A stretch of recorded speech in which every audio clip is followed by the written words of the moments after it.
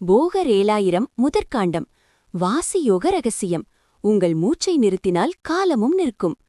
பார்க்கவே உகாரமா நடுமையத்தில் பரிசுத்த ஒளியாகி உதிக்கும்பாரு.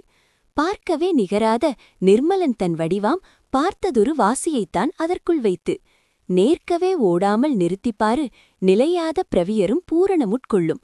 ஆர்க்கவே அடிவால வேதாந்தத்தின் ஆதிபொருள் ஒருவர்க்கு அறியொண்ணாதே.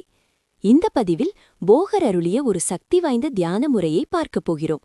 சித்தர்களின் ஞானக்கடலில் நான் ஒரு சிறுதுளி. இதில் ஏதேனும் பிழை இருப்பின் என் அறியாமையை மன்னியுங்கள். உங்கள் நெற்றிப்பொட்டில் ஒரு தெய்வீக ஒளியைக் கண்டு உங்கள் மூச்சினால் காலத்தை நிறுத்த முடியுமா? போகரின் இந்த பாடல் அந்த ரகசியத்தை உடைக்கிறது. போகர் இந்த பாடலில் உகார நடுமையம் என்று குறிப்பிடுவது நமது ஆக்ஞா சக்கரமான நெற்றிக்கண்ணை.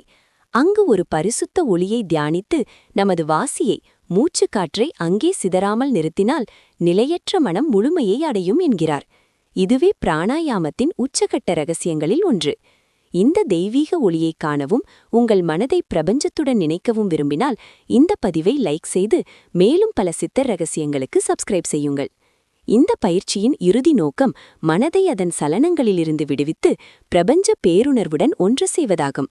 வாசியை ஆக்ஞா சக்கரத்தில் நிறுத்துவதன் மூலம் சிந்தனைகளற்ற நிலை உருவாகிறது. இந்த சும்மா இருக்கும் நிலையில் ஜீவாத்மா பரமாத்மாவுடன் இணைகிறது. இதுவே வேதாந்தம் கூறும் ஆதிபொருளை உணரும் நிலை. இது காயகல்பத்தை நோக்கிய முதல் படி. வாசியோகம். நன்றி. ஓம் சிவய நம. வாழ்க வளமுடன்.